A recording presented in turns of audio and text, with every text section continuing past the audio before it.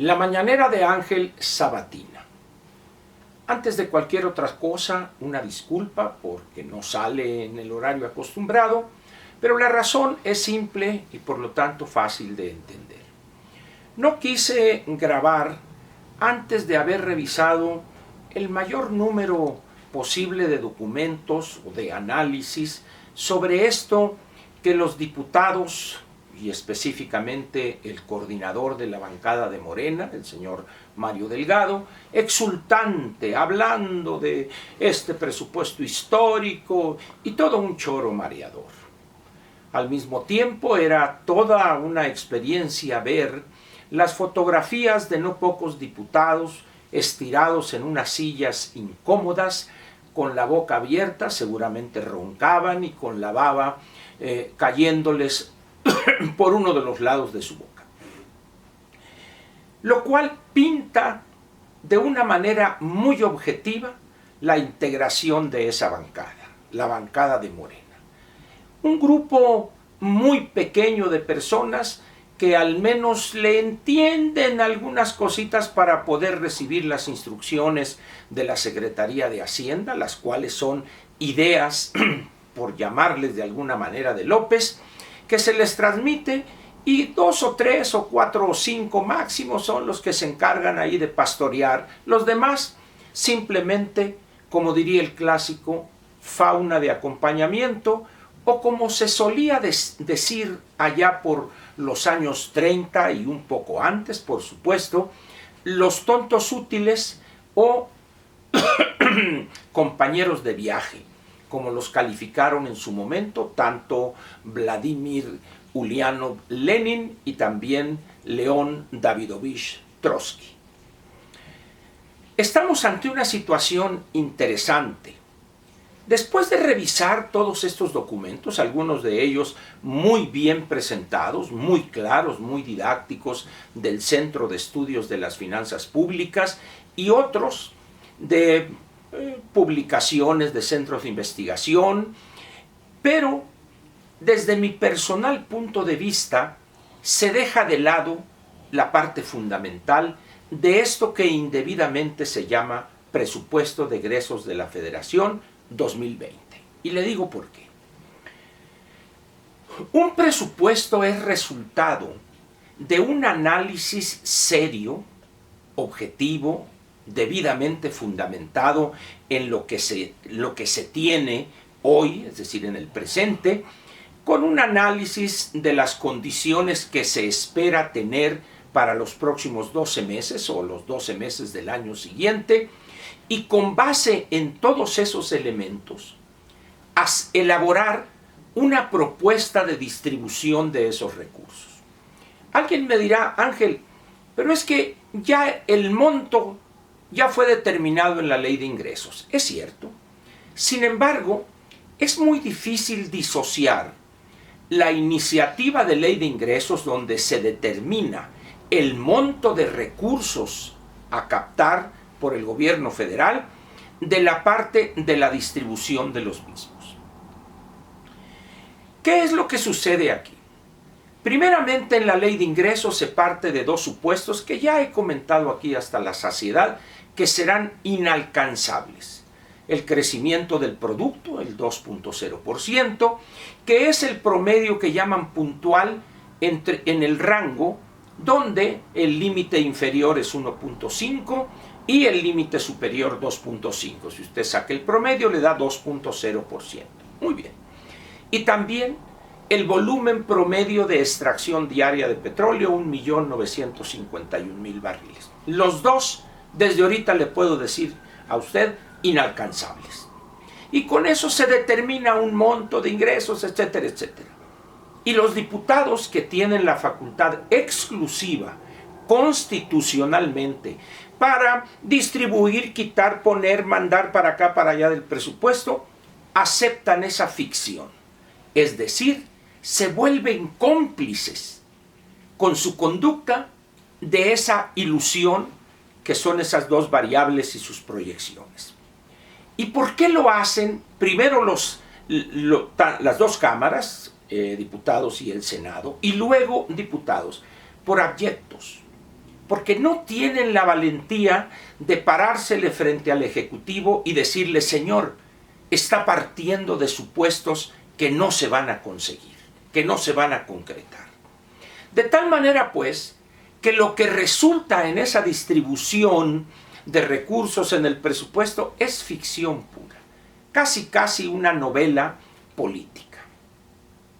Sin embargo, eso lo satisface a esos abyectos y serviles legisladores al servicio no del país, no de la nación, sino de López. Muy bien. Al revisar pues los números, la distribución, las reducciones, unas cuantitas ampliaciones por allá, uno dice: ¿qué sentido tiene entrarle a las cifras cuando de antemano se sabe que no se van a alcanzar?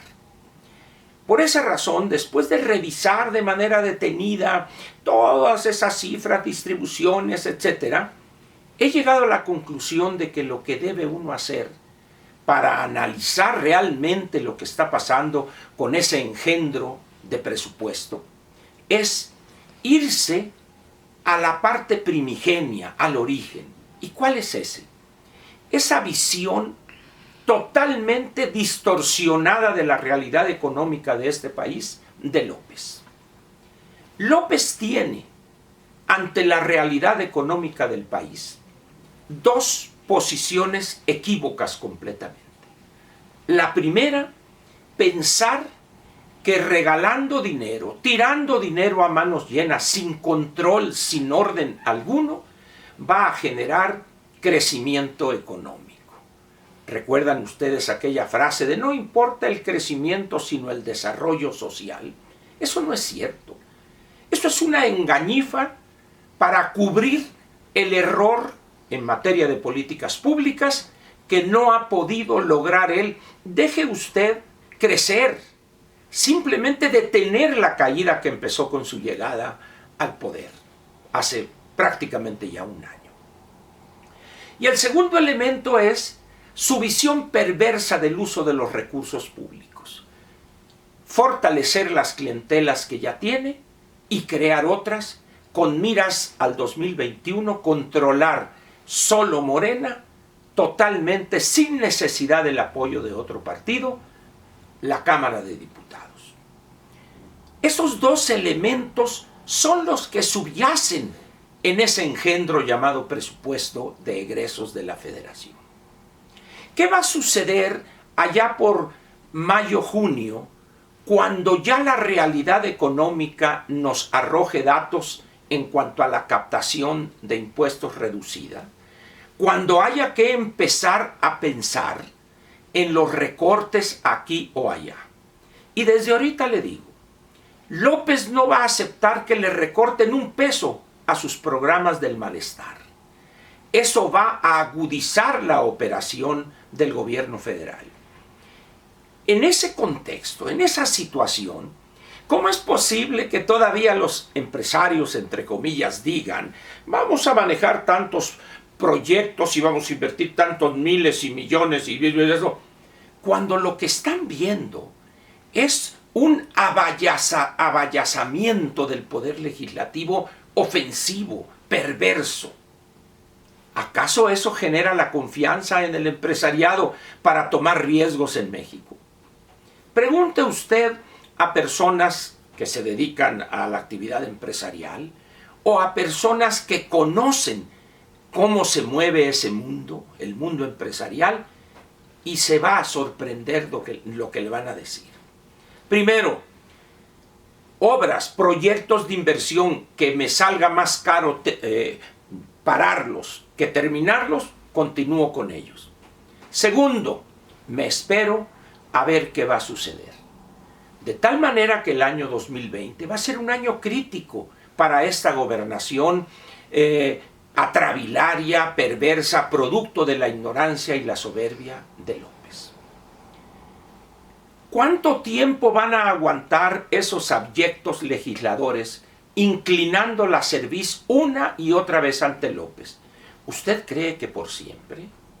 ¿Usted cree que son siervos reales? No, son oportunistas que llegaron ahí pensando en el hueso que iban a poder roer y cuando ya se vaya acercando después de mediados de año, la probable designación de candidatos a gubernaturas, a diputaciones federales, que van a ser 300 distritos de mayoría relativa, y luego los primeros 10 o 15 lugares de las 5 circunscripciones, ahí va a ver usted de qué color pinta el Colorado.